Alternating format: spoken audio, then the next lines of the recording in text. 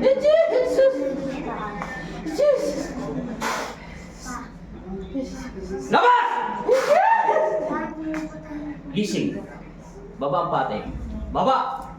Bababa na yan. Iiwalay na siya. Layas. Aray! Dila mata. Tulungan mo na siya. Dila mata, te. Tulungan ang sarili. Kasi sabi ko lang kanina, te, di ba? Isipin mo yung anak mo. Pag hindi mo nirelease yung tao na sa utak mo, hindi ka mananalo. Kawawang anak mo, gusto mo ba magkaroon ka ulit ng ganyan sakit? Gusto mo ba yung pumalit sa loob ng katawan mo? Okay, sino tatawagin mo ngayon? Panginoon. Pangalawa, sinong ibigin mo? Sarili mo. Pangatlo, sinong ibigin mo? Ang nanay mo. At ika-apat, sinong ibigin mo? Ang mga anak mo. Okay na. Sino mas matimbang? Yung tao na yon, o yung Panginoon natin, o ang pamilya mo? Siyempre, pamilya at Panginoon. Itigil mo na.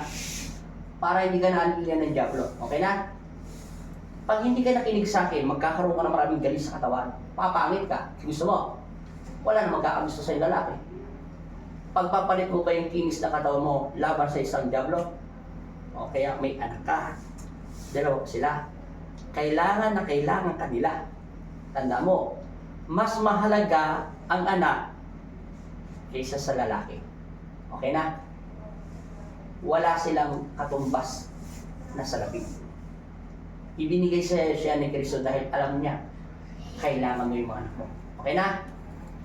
Sumamba ka kay Kristo. Kay Kristo, kay Jesus. Huwag kang sasamba sa lalaki. Ang lalaki ang magbibigay si Kristo. Intindihan mo na? Itigil mo na yan. Pag hindi ka tumigil, lahat ng Diablo papasok sa'yo. Lalagyan ka niya ng maraming galis at mabaho. Gusto mo mangyari yun?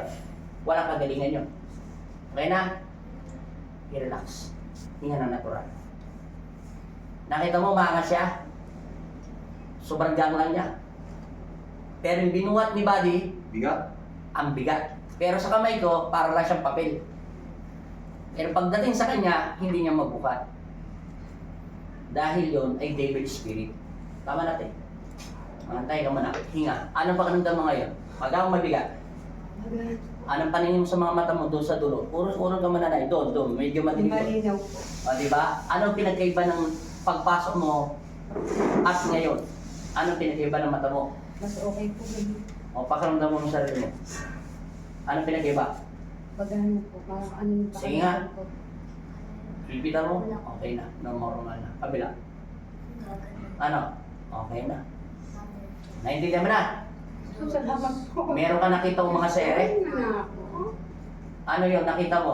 May nakita siya, alam ko. Ano yung nakita mo? Yung kanina? Yung nagsisisigaw ka. Alam ko, maalala mo yung pagsisigaw mo. Sumisigaw ka kanina eh. May nakita ka ba? Habang nakapikit? Wala ka nang maalala. Ano na po eh. Okay na. Sa sobrang sakit. Parang ano ba yung sakit? Parang ano yung sakit? Yung masakit. Kanina, ano sabi mo masakit? Parang ano yun? Sa pakiramdam mo? Napuputol, etc. Ano?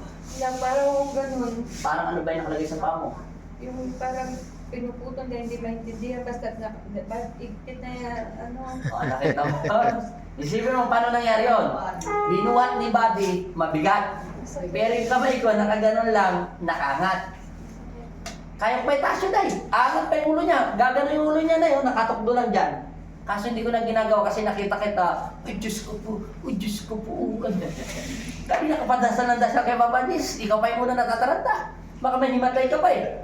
Kaya tinapos ko na. Ano na paramdam mo? Magang mabigat. Okay, magpipray over tayo ha. Yan. Oh, muntik na. Muntik ka na magganon. Kagabi Ano ako. sabi niyo, Nay? Kagabi sa kanya. Sabi ko sa kanya kagabi. Nakakaiyak.